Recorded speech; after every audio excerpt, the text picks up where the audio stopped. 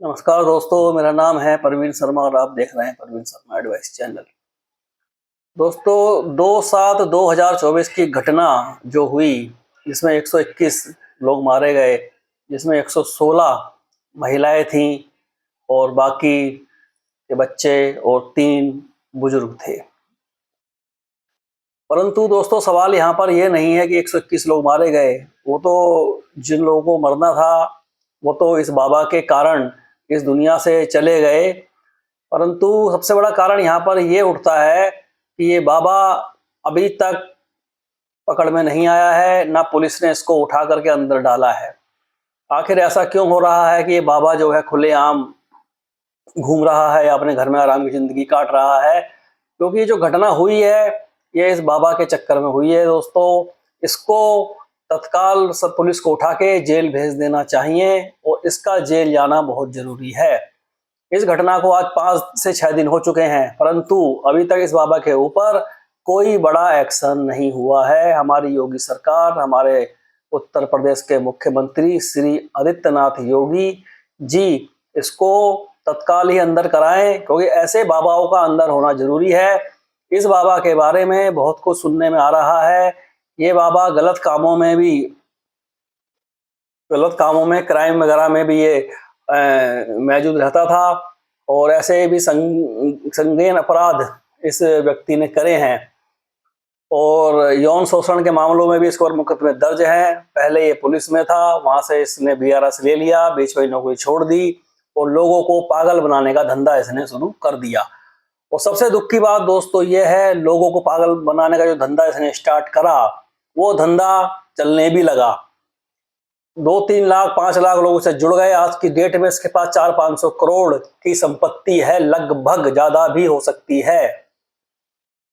तो मैंने पिछली वीडियो में भी कहा था, जो 121 लोग मारे गए हैं, इसकी संपत्ति को सरकार जब्त कर कर उस संपत्ति को उन परिवारों को बांट दे, ताकि उन परिवारों का दुख तो कम नहीं होगा, क्योंकि उनके परिवार के जो लोग चले गए हैं वो तो इससे वापस नहीं आएंगे, परंतु जो लोग जिंदा हैं उनकी जिंदगी थोड़ा सा आसान तरीके से कट सकती है। क्योंकि ये ऐसे तमाम बाबा हैं जो लोगों को बरगला रहे हैं, पागल बना रहे हैं। कुछ भक्तों का ये भी कहना था, वो भगत नहीं होते हैं, वो इनके एजेंट होते हैं, जो पब्लिक के बीच में बैठे रहते हैं कि बाबा जी के तो हाथ में सुदर्शन चक्र दिख रहा है और ये तो साक्षात भगवान कृष्ण के अवतार हैं।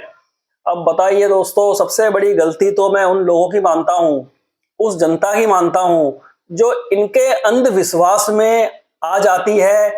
पता नहीं ये लोग अपना दिमाग क्यों नहीं लगाते, क्यों ऐसे बाबाओं के से लोग ठग जाते हैं, इतना ज्यादा अंधविश्वास क्यों है लोगों के दिमागों में। मेरे समझ में नहीं आती है कि एक आदमी वहां बोल रहा है मंच पर बैठकर और लाखों की संख्या में लोग खाली बैठ के सुन रहे हैं।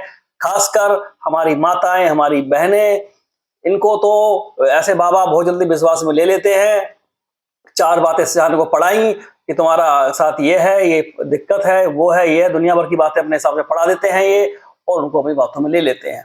तो आखिर हम अपना समय, इतना कीमती समय हम क्यों खत्म करते हैं इन बाबाओं के चक्कर में? वहां जाकर हमको बैठने की क्या आवश्यकता है उस भीड़ में? मुझे ये बताइए। सबसे बड़ी ये हम लोग गलती करते हैं और हमारे जो भाई मारे गए हैं, बहनें, हमारी माताएं, बुजुर्ग, बच्चे, अब मुझे बताओ कौन सा बाबा इस दुनिया का ऐसा है जो इन लोगों को वापस ला सकता है? अगर ये बाबा चाहता तो जब वहां भगदड़ मची थी, ये अपनी गाड़ी को रोककर और ये बोलता कि भाई सब लोग रुक जाओ, जो जहां खड़ा है वो वहीं खड़ा रहेगा। इस तरीके का अगर ये अनाउंसमेंट वहां कर दे तो लोग इसकी बात तुरंत मान जाते और सब वहीं के वहीं रुक जाते और ये इतना बड़ा हादसा होने से बच जाता। परंतु दोस्तों, ये वहां से उन लोगों से पहले भाग छूटा। अपनी जान की तो उसको बहुत परवाह थी, परंतु जो इतने सारे जो भगतगण थे, इसके जो इसके ढोंग में आके इसको सुदर्शन चक्र का, कृष्ण जी का अवतार मान रहे थे, वो लोग बेचारे मारे गए। और ये ढोंगी बाबा, इसको भोले बाबा के नाम से लोग कुछ कहते हैं इसको इस तरीके से, तो ये बहुत ही मक्कार किस्म का बाबा है। इस बाबा को तुरंत ही सरकार अरेस्ट करे और जेल भेजे और ऐसे तमाम बाबा को जैसे सरकार ने जेल भेजा है, राम रहीम को भेजा है, आसा राम को भेजा है, और भी बाबा होंगे, इन लोगों की कभी जमानत नहीं होनी चाहिए, क्योंकि ये लोग ठगते हैं लोगों को। और दूसरी बात यह है, ये खेलते हैं दूसरे की आस्था के साथ, उनकी मजबूरी के साथ, और आप लोगों के अंधविश्वास का ये लोग फायदा उठाते हैं। मैंने पहले भी वीडियो बनाए हैं ऐसे बाबाओं के ऊपर। कुछ बार मैंने देखा है कई लोग घर में जागरण कराते हैं या कुछ कराते हैं बालाजी का, किसी का। मैं भगवान के खिलाफ नहीं हूं, मैं खुद एक ब्राह्मण हूं, भगवान की पूजा पाठ करता हूं और भगवान में पूरी आस्था रखता हूं, परंतु मुझे बीच में कोई दलाल नहीं चाहिए, कोई एजेंट नहीं चाहिए, कोई बाबा नहीं चाहिए कि जिसके थ्रू में भगवान तक बातें पहुंचाऊं। हम डायरेक्ट ही भगवान से अपनी बात को पहुंचा सकते हैं मंदिर में जाकर के। बस अपने धर्म के अनुसार जो जिस धर्म का है वो अपनी सीधी बात भगवान से पहुंचा सकता है। उसमें किसी मौलवी या किसी भी प्रकार के ऐसे बाबाओं की जरूरत नहीं है दोस्तों। तो जो भी हमें समस्या होगी, परेशानी होगी, हम मंदिर में जाएंगे। हमारे घर में भी मंदिर होता है छोटा मोटा, जो भी है, किसी के घर में बड़ा मंदिर भी होता है। वो अपने घर के मंदिर में बैठेगा, पूजा करेगा, भगवान श्री हनुमान जी का चालीसा पढ़ेगा, उसके संकट अपने आप ठीक हो जाएंगे। परंतु इतनी भीड़ में जाना दोस्तों बहुत रिस्की हो सकता है, बहुत ज्यादा रिस्की हो सकता है। आपने देखा कि क्या हुआ, अगर वो लोग वहां नहीं गए होते तो आज वो बच्चे, वो बुजुर्ग, वो महिलाएं जिंदा होती। सिर्फ और सिर्फ वो गई इसका सत्संग सुनने, इस पाखंडी के सत्संग में ही वो सब हुआ। मानवता की बातें करने वाला ये बाबा महामक्कार है। इसके आश्रम में कुछ ऐसी लड़कियां हैं जिनकी उम्र 17, 18, 20 साल तक है, उनको ये अपनी शिष्या बताता है, परंतु पता नहीं उनसे क्या क्या गलत काम करता है और उनके साथ क्या क्या करता है बाबा।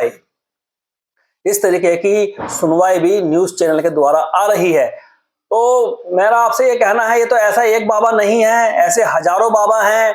और श्री बागेश्वर धाम वाले बाबा जी, जिनकी ख्याति काफी फैल चुकी है, मैं उनसे भी एक विनती करना चाहूंगा, वो भी मीडिया के माध्यम से आम जनता को ये बोल दें कि आप लोग अपने घर से उनका प्रोग्राम देखें, इतनी भीड़ करके वहां ना पहुंचे, क्योंकि जहां दसियों लाख की भीड़ होती है ना दोस्तों, कोई बाबा, कोई पुलिस, किसी भी प्रकार का कोई भी मामला हो, वहां पर उतनी अच्छी व्यवस्था नहीं हो सकती है किसी भी कीमत पर, जो कि अनाप शनाप भगदड़ मच जाए तो आदमी की जिंदगी बच जाए। कुछ ना कुछ लोग जरूर मारे जाएंगे, ये स्वाभाविक बात है। कोई 10-20 लाख की भीड़ को कंट्रोल करना एकदम से किसी भी पुलिस के बस में नहीं है। तो श्री बागेश्वर धाम जी जो है, अपने सरकार श्री धीरेन्द्र शास्त्री जी, जो श्री बालाजी महाराज को चालीसा करने के लिए कहते हैं, हालांकि उनके मैंने उसमें देखा है बहुत बार, जो वो जागरण या कोई भी अपना प्रोग्राम करते हैं तो उसमें वो कहते हैं लोगों से कि भाई आप इतने लोग मत आओ भीड़ में, घर से ही हमारा प्रोग्राम देखो। तो वो अच्छी बात है, अच्छी बात कहते हैं वो। परंतु मैं ये चाहूंगा एक बार वो अपना संदेश जनता को और दे दें कि भगवान सबके घर में है, घर बैठ के आप हनुमान चालीसा का पाठ करें, जो भी करें। जहाँ इतनी भीड़ आपके प्रोग्राम में होती है, 10-10 लाख, 8-8 लाख, 5-5 लाख आदमी तक होते हैं, चाहे वो भले ही 40 एकड़ का फार्म हो, लेकिन अगर गलत तरीके से भगदड़ बचेगी तो चांस बहुत कम है कि वहां कोई हादसा ना हो। क्योंकि कितना भी बड़ा फार्म में आप लगा दो, कुछ लोग तो ऐसी जगह बैठे होते हैं ना आगे साइड में आकर के, जहां पर भीड़ भाड़ होती है, तो ऐसी जगहों में किसी प्रकार के भी गतिविधियां हो सकती हैं। कोई भी गलत तरीके के पद्धति के लोग वहां गलत काम कर सकते हैं, कोई आतंकवादी वहां पर कुछ भी गलत चीजें कर सकते हैं। तो इससे हमारी आम पब्लिक के लिए बहुत बड़ा नुकसान हो सकता है। तो श्री धीरेन्द्र शास्त्री से मेरा कहना है, वो अपने मीडिया के मंच के माध्यम से पब्लिक को, अपने चाहने वालों को, अपने भक्तों को क्लियर इंटेंशन दे दें कि आपके प्रोग्राम में 1 लाख या 50,000 से ज्यादा आदमी नहीं आएंगे। तो आपके प्रोग्राम में बहुत लोग आते हैं, किसी दिन ऐसा ना हो कि कहीं आपके प्रोग्राम में भी कुछ गलत हादसा हो जाए। तो दोस्तों मेरा कहने का मतलब ये नहीं है कि सारे बाबा गलत हैं, कुछ बाबा बहुत अच्छे हैं जो कि देश हित की बात भी करते हैं, देश के फायदे की बात भी करते हैं। लेकिन अभी तक के कुछ बाबा बहुत नीच किस्म के हैं, जैसे में एक का नाम है राम रहीम, बाबा आसा राम बापू, और अभी एक ये बाबा यही निकल आया, मक्कार बाबा नंबर 1 का। कोट पैंट टाई पहनता है, ये कपड़े देखो उसके कैसे पहनता है, लोगों को ठग रहा है, वीआईपी महल में रहता है और शराब सारे नशे करता है और 16, 17, 18, 20 साल की लड़कियां इसके आश्रम में हैं। पता नहीं इस तरीके के यौन शोषण में भी इसका नाम है दोस्तों।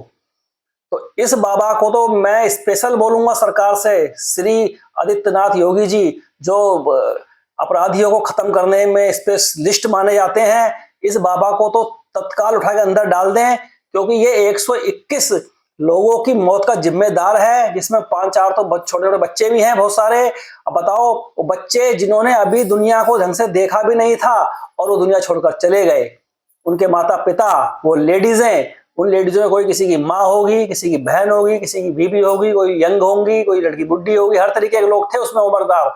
तो बताओ, उन्होंने दुनिया देखी नहीं और दुनिया स्टार्टिंग होने से पहले लोग चले गए, बुजुर्ग लोग भी चले गए, इसमें काफी 3-4 लोग बुजुर्ग भी गए हैं। तो मेरा कहने का मतलब ये है, ये सिर्फ इस मक्कार बाबा के चक्कर में हुआ है। 121 लोग जो मारे गए हैं ना, उसका जिम्मेदार ये मक्कार बाबा है, और ये बाबा वहां से भाग गया और अभी तक ये पुलिस की गिरफ्त से बाहर है। पुलिस ये ना सोचे कि वहां पर भगदड़ बढ़ने से उनकी मौत हुई है, पुलिस ये सोचे, सरकार ये सोचे कि इस बाबा के चक्कर में ही ऐसा हुआ है। इस बाबा को अंदर डाल दो सर, मेरी आपसे विनती है, अनुरोध है, क्योंकि ऐसे बाबा, मुझे बहुत ज्यादा पीड़ित हो रहा हूं, मैं बहुत दुखित हो रहा हूं कि इस मक्कार बाबा के चक्कर में सब हुआ। और ये बाबा के कपड़े आप देखना, चश्मा लगाएगा, अरे बाबा की ड्रेस ऐसी होती है क्या है? और मैं पब्लिक से भी कहना चाहता हूं, जो आम आदमी जो है, जो हमारे आम बहन भाई हैं, आम पारिवारिक लोग हैं, आम आदमी है, वो सारी दुनिया को हम अपना परिवार मानते हैं, सारे देश को अपना परिवार मानते हैं। ऐसा नहीं है 121 लोग जो मरे हैं ये कहीं के भी हों, लेकिन हमारे भारत के थे, हमारे भारतीय थे, चाहे वो किसी जाति धर्म के थे, लेकिन थे तो किसी न किसी परिवार के। तो उन बेचारों की जिंदगी चले गई।